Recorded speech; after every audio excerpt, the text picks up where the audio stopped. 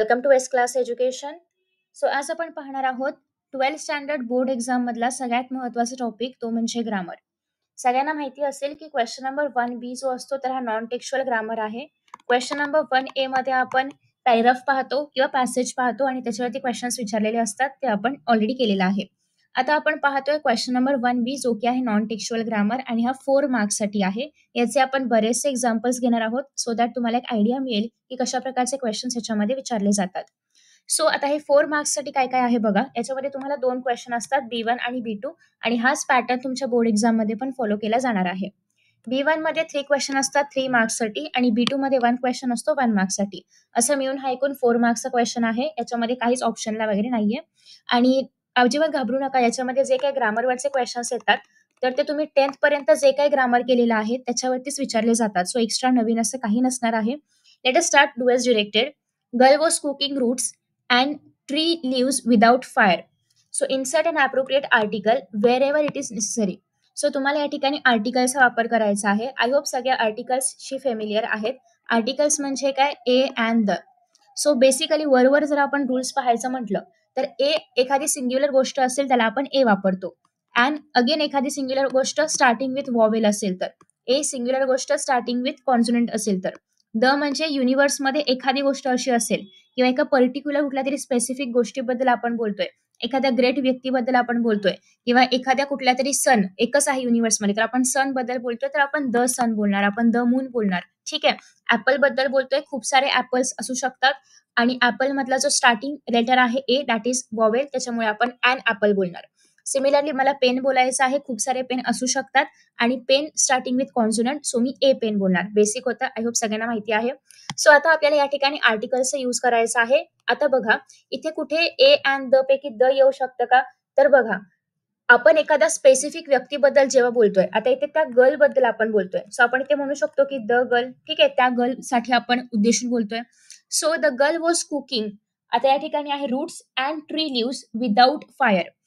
आता फायर ही जी गोष्ट इथे आपण भले ती आग असली तरी पण त्याला आपण एक आग म्हणजे इट्स लाईक एक आग म्हणजे कसं सांगायचं की ते ती आग आहे. So it's like something that is singular. ठीक आहे, खूप आग असं आपण काय म्हणतो का? तर नाही. सो इट्स लाईक की ती आग आहे किंवा त्या पर्टिक्युलर गोष्टीला आपण पॉईंट करतोय. So it's a fire. So cooking a roots किंवा अँड अ ट्री लिव्स असं इथे येणार नाही कारण त्याची गरज नाहीये. त्यांनी काय सांगितलं ज्या ठिकाणी रिक्वायर्ड आहे. सो जेव्हा तुम्हाला अशा प्रकारचा क्वेश्चन विचारला जाईल तेव्हा तुम्ही वाचून बघा की the girl was a cooking. The cooking and cooking काय संबंध आहे का? नाही. So the girl was cooking roots and a tree leaves येईल का? नाही. सिंग्युलर आहे का? तर नाही, प्लुरल आहे. किंवा अँड येईल का? नाही. द ट्री लिव्स येईल का? नाही. विदाउट ए फायर.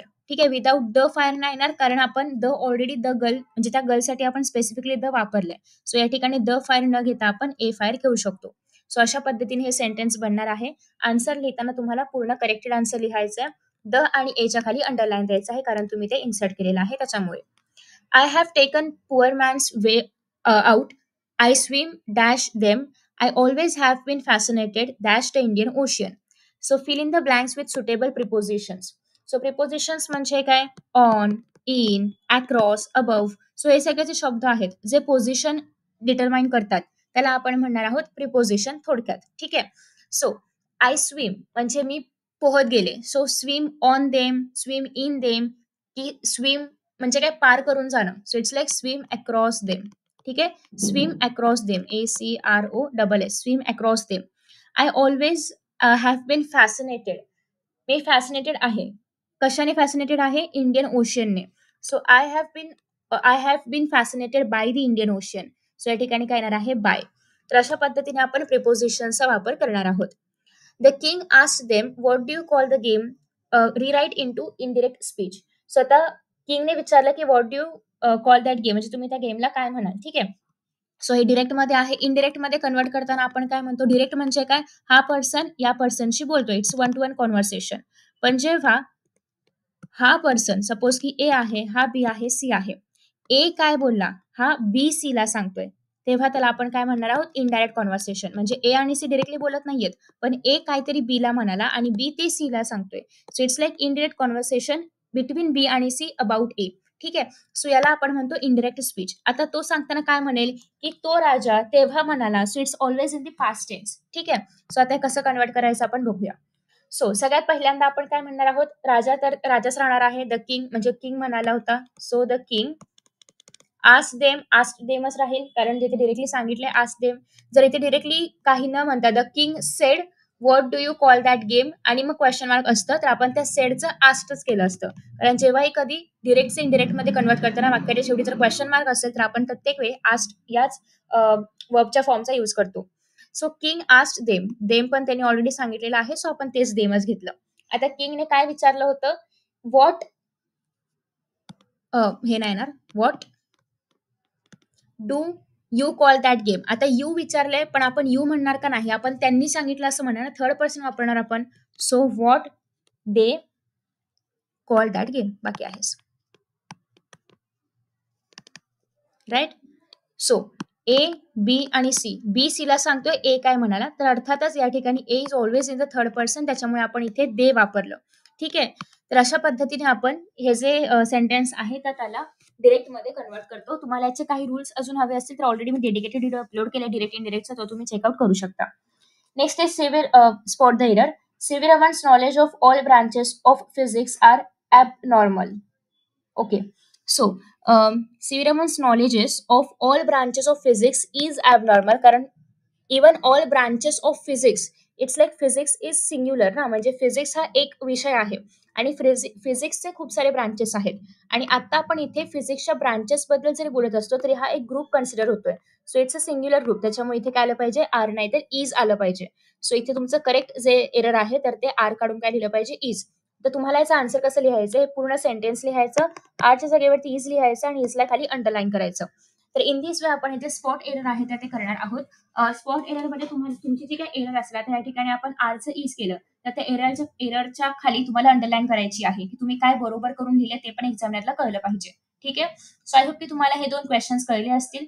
असे सेम अजून आपण काही क्वेश्चन्स पाहणार आहोत सो दॅट तुम्हाला एक क्लिअर आयडिया मिळेल की नेमके आपण हे क्वेश्चन्स कसे सॉल्व्ह करतो. ठीक आहे, सो आता नेक्स्ट क्वेश्चन आहे. सो डू एज डिरेक्टेड मध्ये 4 मार्क्स साठी अगेन सेम 3 क्वेश्चन्स ग्रामर वरती, एक क्वेश्चन स्पॉट द एरर वरती. सो डू एज डिरेक्टेड मध्ये फर्स्ट आहे, dash primary cause of disease is dash weakened organism or lowered resistance in the human body. ठीक आहे, so आपल्याला काय यूज करायचं आहे, अगेन आपल्याला इथे आर्टिकलचा यूज करायचा आहे. सो अ प्रायमरी कॉज की द प्रायमरी कॉज, अँड तर येणारच नाही, तर द प्रायमरी कॉज, आपण त्या पर्टिक्युलर डिसीजच्या प्रायमरी कॉज बद्दल बोलतोय. ठीक आहे, so the primary cause of a disease is a weakened body, a weakened organism or lower resistance in the human. So is the येणार नाही, एका वाक्यामध्ये द दोनदा असं आपण घेत नाही, सो या ठिकाणी काय येणार आहे, A. So that reminds me dash the night way dash midnight. So या ठिकाणी प्रिपोजिशन यूज करायचं आहे, that reminds me of the night. ठीक आहे, त्या रात्रीबद्दल. वे डॅश मिड नाईट म्हणजे after the midnight, so it's like after. Okay, so that reminds me of the night way after midnight म्हणजे midnight नंतर मला त्या रात्रीबद्दल आठवण झाली. ठीक आहे, नेक्स्ट आहे why waste time in reading trash. So काहीतरी ट्रॅश म्हणजे बिनकामाचं वाचण्यामध्ये कशाला वेळ घालवायचा, असं हे प्रश्नार्थी वाक्य आहे, इंटरोगेटिव्ह सेंटेन्स आहे, याला आपण असर्टिव्ह मध्ये कन्वर्ट करणार आहोत. सो जेव्हा अशा प्रकारचे सेंटेन्स आपल्याला असर्टिव्ह मध्ये कन्वर्ट करायचे असतात, सो आपल्याला इथे सांगितलंय की क्वेश्चन दिलंय की why waste time in reading trash म्हणजे काहीतरी बिनकामाचं वाचण्यामध्ये कशाला वेळ वाया घालवायचा. ठीक आहे, सो याचा अर्थ आपल्याला जेव्हा हे असर्टिव्ह बनवायचं आहे तेव्हा आपण असं म्हणू शकतो की we should not waste time in reading trash. बरोबर, म्हणजे आपण ऍडवाइस देतोय की आपण आपला टाइम वेस्ट नाही घालवलं पाहिजे काही पण ट्रॅश वाचण्यात. ठीक आहे, after that next is spot the error. Spot the error मध्ये काय सांगितलंय, thing which attracted and sustain our attention spontaneously are called our interest. Thing which attracted, so it's like एक थिंग नाही, आपण अनेक थिंग्स बद्दल बोलतोय. So things which attract actually ते अट्रॅक्ट पाहिजे. Things which attract and sustain our attention spontaneously are called our interest. So इथे खूप साऱ्या थिंग्स आहेत त्याच्यामुळे आपण आर म्हटलंय, एक थिंग असते तर आपण इज म्हटलं असतं इथे, बट आपण इथे खूप साऱ्या थिंग्स म्हणजे खूप साऱ्या गोष्टींबद्दल बोलतोय. So it's like things which attracted नाही, attract. So things which attract and sustain our attention spontaneously are called our interest. तर या दोन एरर्स आहेत ज्या आपण स्पॉट केलेल्या आहेत. ते तुम्हाला करेक्ट आन्सर मध्ये लिहायचे. इथे थिंग्स करायचे आणि ते अट्रॅक्ट करायचे. ठीक आहे, डन. सो नेक्स्ट क्वेश्चन आहे again same question number 1B 4 marks साठी. डुएस डिरेक्टेड मध्ये आहे. The little one grew into dash boy and dash boy into a robust healthy young man. Again आर्टिकल्सचा use करायचा आहे. म्हणजेच the little one grew into a boy and the boy. The आता इथे आपण का वापरलं, इथे आपण द बॉय का नाही म्हटलं, तर the little one grew in to the boy. आपण त्या बॉय बद्दल नाही बोलतोय, आपण कोणाबद्दल बोलतोय, एका यंग मॅन बद्दल, जो की आधी एक लिटिल बॉय होता आणि मग त्या लिटिल बॉयचा मॅन बनला. ठीक आहे, म्हणजे आपण एका स्पेसिफिक मॅन बद्दल बोलतोय, जो की आधी एक लहान मुलगा होता आणि मग त्या लहान मुलाचा तो मॅन बनला. सो आपण असं काय म्हणतोय, तो एक लहान मुलगा होता आणि त्याचा बॉय बनला. सो आपण हे जे बॉय आहे हे पर्टिक्युलर आहे, जे की त्या मॅनला डिनोट करते, पण हा त्या डिरेक्टली त्या मॅन बद्दल नाही सांगत आहे. It is a boy. ठीक आहे, सो ते काहीतरी लिटिल वन होतं जे एका बॉय मध्ये कन्वर्ट झालं आणि तो बॉय मॅन मध्ये कन्वर्ट झाला. सो हे जे द आहे हे पर्टिक्युलरली त्या मॅन बद्दल आपण बोलतोय, स्पेसिफिकली त्या मॅन बद्दल आपण बोलतोय. सो त्याच्यामुळे आपण नेक्स्ट टाइम द वापरलं. तसे तुम्ही इथे द आणि इथे दोन्ही ठिकाणी द नाही घेऊ शकत. सो आपण जर अप्रोप्रिएट पोझिशन बघितली तर little one grew in to the boy असं आपण नाही म्हणणार. एका बॉय मध्ये कन्वर्ट झालं आणि मग तो जो काही बॉय होता, या बॉय बद्दल आणि या मॅन बद्दल सांगणारा स्पेसिफिक वर्ड आहे हा बॉय. सो तो जो काही बॉय होता तो परत मॅन मध्ये कन्वर्ट झाला. सो तुम्हाला जर कन्फ्युजन असेल तर एकदा जस्ट रीड करण्याचा ट्राय करा ते आर्टिकल्स वापरून, आणि तुम्हाला जर ते मिनिंगफुल वाटतंय किंवा असं वाटतंय की हा हे बरोबर असावं, तरच तुम्हाला त्या ठिकाणी आर्टिकल्स भरायचे आहेत. ठीक आहे, नेक्स्ट आहे Rotorua lies dash the centre dash a district known as hot spring district. So या ठिकाणी तुम्हाला प्रिपोजिशन्सचा यूज करायचा आहे. So Rotorua lies in the centre. Okay, म्हणजे सेंटर मध्ये आहे कोणाच्या, डिस्ट्रिक्टच्या. So in the centre of a district. So इथे काय येणार आहे ऑफ आणि इथे काय येणार आहे इन. तर अशा पद्धतीने आपण प्रिपोजिशनचा यूज करतो. So one of the 99 makes better shoes than the others. So आता तुम्हाला याचं सेंटेन्स जे आहे तर त्याला कन्वर्ट करायचं आहे आणि सुरुवात करायचं आहे द अदर्स पासून. Okay, so let us start. One of the 99 makes better shoes than the others. So तुम्हाला याला कन्वर्ट करायचं ऍक्टिव्ह पॅसिव्ह ऍक्टिव्ह मध्ये. सो द अदर्स पासून सुरुवात होणार आहे, द अदर्स म्हणजे याचा अर्थ बाकीच्यांपेक्षा. So the others cannot make, others cannot make as good shoe as that त्याचे 99 आहेत. as good shoes as one of the 99.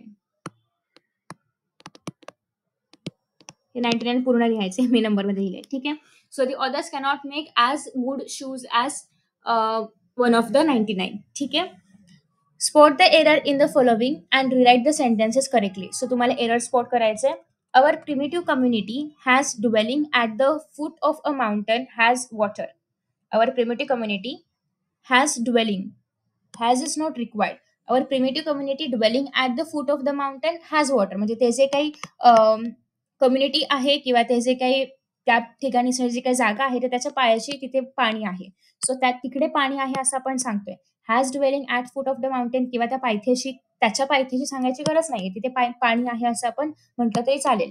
So has या ठिकाणी रिक्वायर्ड नाहीये किंवा आपण इनकरेक्ट आहे असं म्हणू शकतो किंवा एरर आहे असं म्हणू शकतो. So in this way error spot करून झालेली आहे. हॅज इथे नाही आलं पाहिजे, बाकी ठीक आहे. सो इन दिस वे हे सगळे क्वेश्चन्स आपण सॉल्व्ह करतो 4 मार्क्ससाठी. आय होप की तुम्हाला याची एक चांगली प्रॅक्टिस मिळालेली असेल आणि तुम्हाला त्यात आयडिया मिळाली असेल की आपण हे क्वेश्चन्स कसे सॉल्व्ह करू शकतो किंवा अशा प्रकारचे क्वेश्चन्स आले तर त्या ठिकाणी नेमका काय विचार केला पाहिजे. आय होप की तुम्हाला हा व्हिडिओ आवडला असेल. Thank you so much for watching this video and see you in the next video. Bye bye.